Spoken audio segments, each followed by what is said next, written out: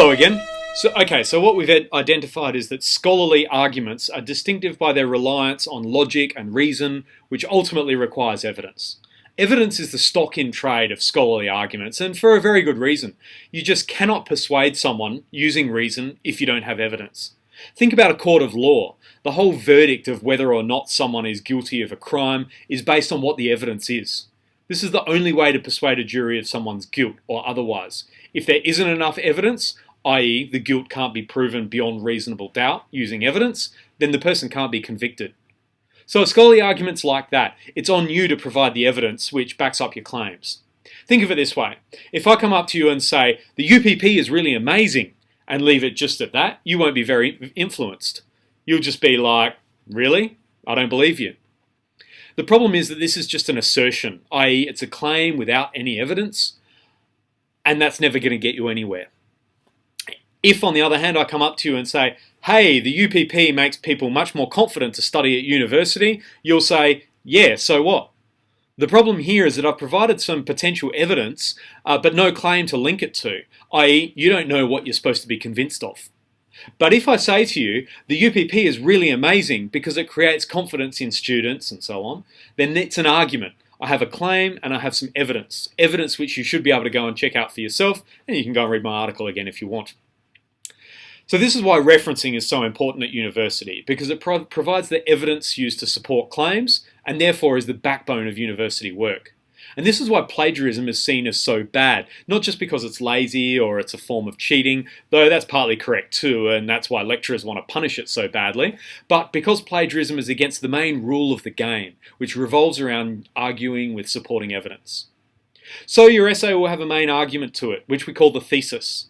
A thesis is basically another word for an argument, although it's also the name of a document or a project that you do for a PhD, but it's much longer, about 100,000 words.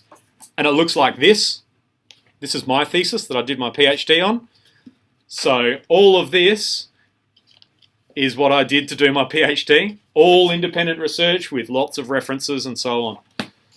Big work. Your thesis for the essay is much shorter, right? It's much more focused, it's much narrow, but your thesis could be expressed in a single sentence, which we call a thesis statement. It's very hard to do this, right?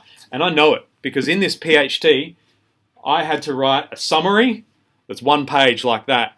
So all of this argument is summarized concisely in that one page. Tough work. What you need to do is just as hard, write 2,000 word essay and summarize that in one sentence. Tough, right? I know that. It's quite hard to make this concise, but it's very important to do so. But we'll deal with this more later. That comes into the planning and formulating your own argument stage a lot more. For now, you just need to know that your essay needs to have a single overarching argument. And if you asked me to put my argument of my thesis in one sentence, I could do it. I could put it on a t-shirt. Now, let's be honest. You're never going to be able to find an article or book chapter or any kind of source that will directly support the main argument of your essay. You just can't get the perfect source to back up your main claim. So you need to break your thesis down into subclaims, into components that come together to create your main claim. So it'll look a bit like this.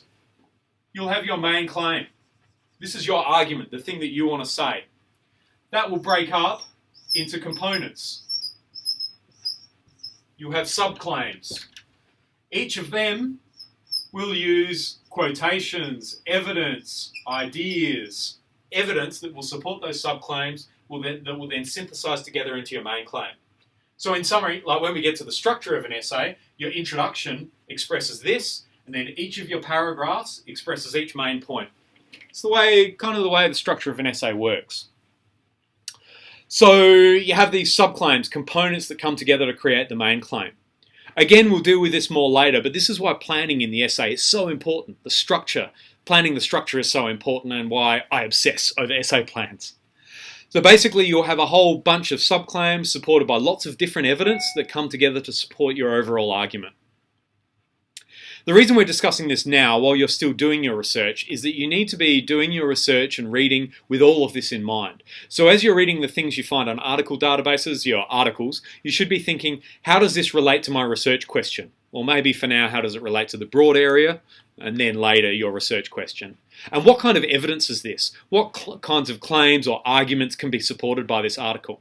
If you don't think it's relevant or you can't see how it will be useful as evidence, it's probably not worth wasting your time on. You should read something that's more directly useful.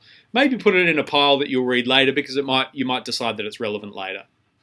Finally, it's important to realise that you shouldn't decide what your argument should be set in stone and then try and find evidence to support it.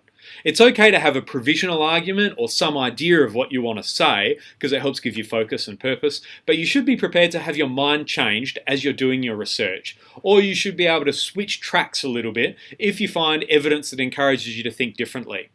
Changing your mind is a strength, not a weakness at university, as long as you do it intentionally on the basis of adequate evidence and you're not being duped into changing your mind. So keep your mind open as you read and be ready to change how you think or advance your thinking based on your reading. And this way you'll be able to decide on an argument and use evidence to support it more effectively. One of the great things about learning and reading and being at university is that you'll be reading something and you go, oh, yeah, I didn't think of it that way. Yeah, cool, great.